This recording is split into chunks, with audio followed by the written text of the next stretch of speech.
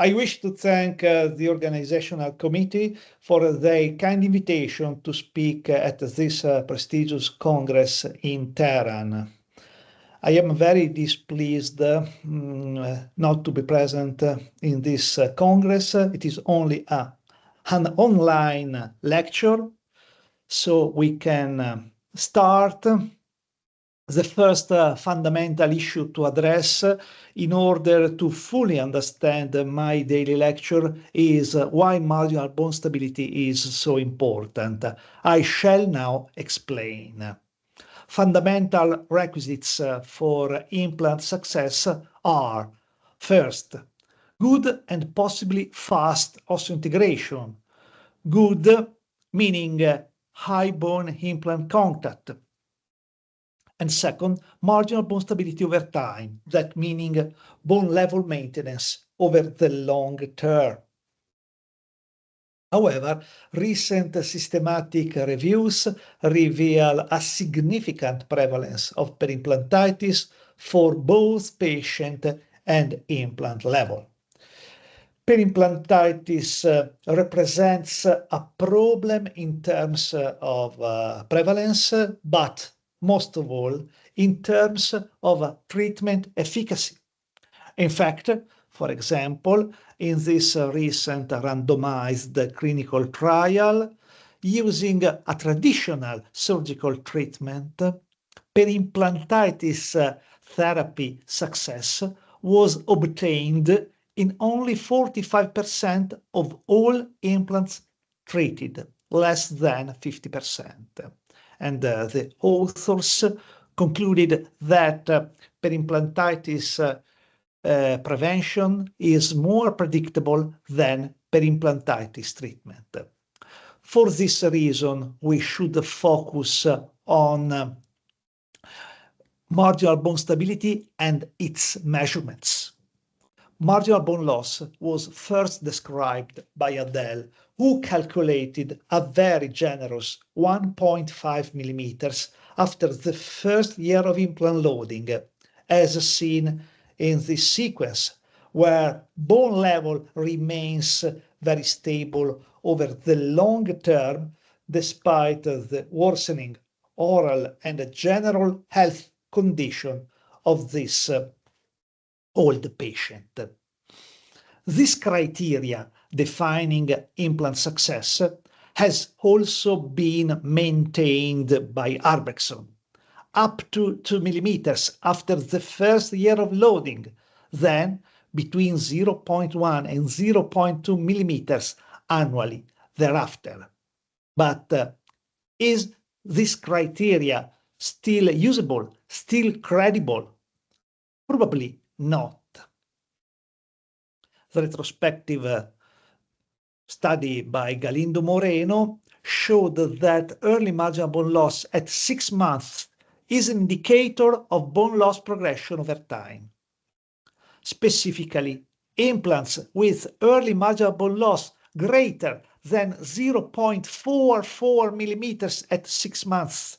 From a clinical point of view, this means 0.5 millimeters at 6 months, lead to marginal bone loss greater than 2 millimeters at 18 months in 97% of these implants, the implants of this first group.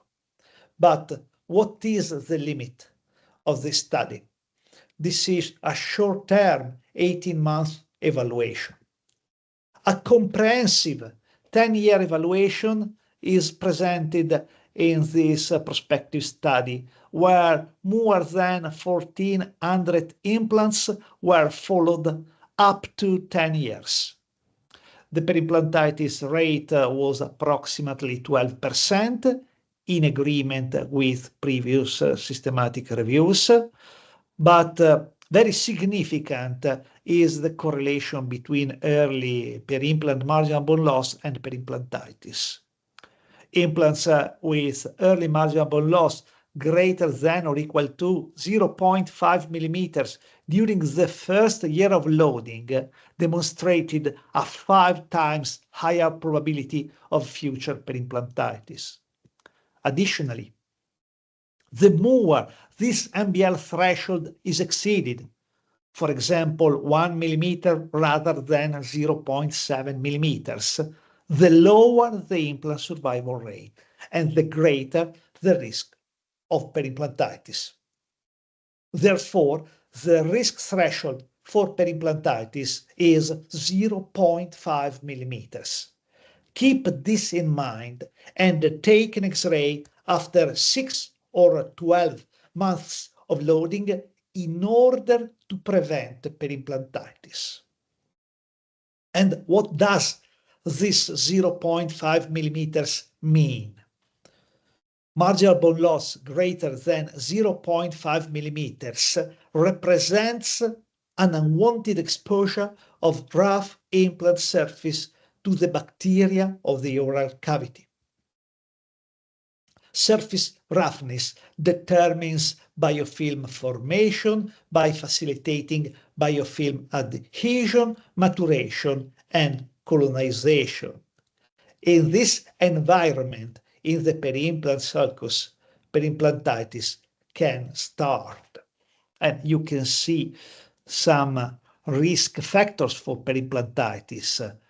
Some of them are well-known systemic factors like history of periodontitis, smoking habits. Others are well-known local factors, the absence of keratinized mucosa, a poor prosthetic design. But I want to underline the other local factor, exposed micro-rough implant surface to the bacteria of the oral cavity. This kind of surface can represent a risk factor for perimplantitis. Keep this in mind over the course of my lecture. Exposed micro-rough implant surface. And what is the etiology of marginal bone loss? The etiologies of marginal bone loss are still unknown. The most convincing hypotheses are included in this color-coded table. So we should focus on specific strategies for preventing or minimizing MBL during implant therapy, including the surgical protocol, implant design, prosthetic protocols, and host-related factors. Starting from surgical protocol, I shall focus on ideal three-dimensional implant placement, which can limit marginal bone loss.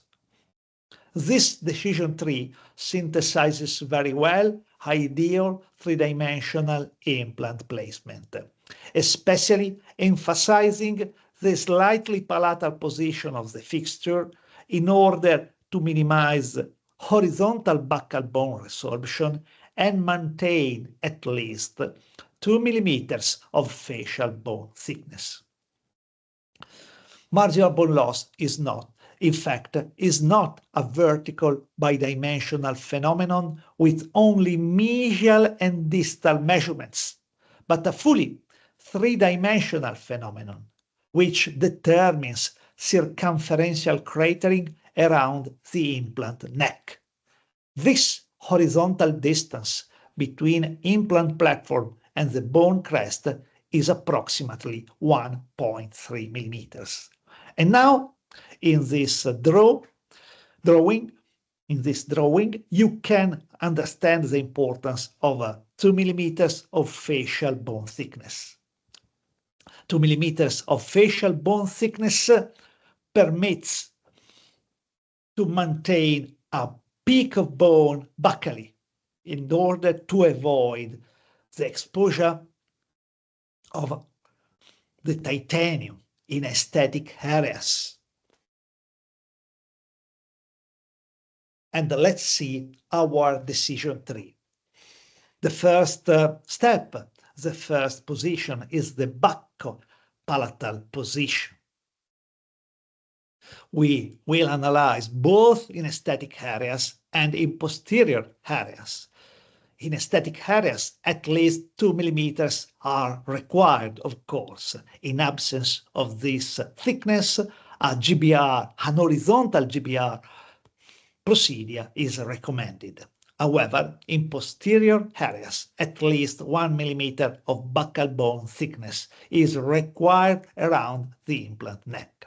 The consequent question becomes, what is the appropriate, the sufficient alveolar ridge width for a correct three-dimensional buccopalatal position of our implant, the standard implant of 4 millimeters of diameter?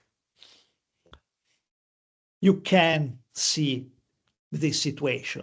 We can calculate at least 2 millimeters of facial bone thickness. Then the implant diameter, a standard implant diameter, 4 millimeters. Then at least 1 or 2 millimeters of lingual thickness.